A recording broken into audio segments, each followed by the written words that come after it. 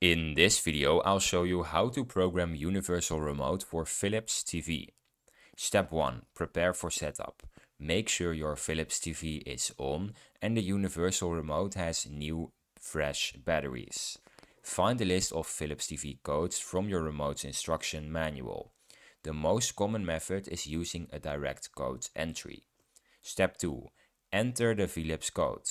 Press and hold the setup button on your universal remote. When the light blinks, enter the first Philips code on your list. Release the setup button after entering the code. Step 3. Finalize and test. Test the remote by pressing the power or volume buttons. If the TV responds, that means the code is correct. If not, repeat the process and try the next code.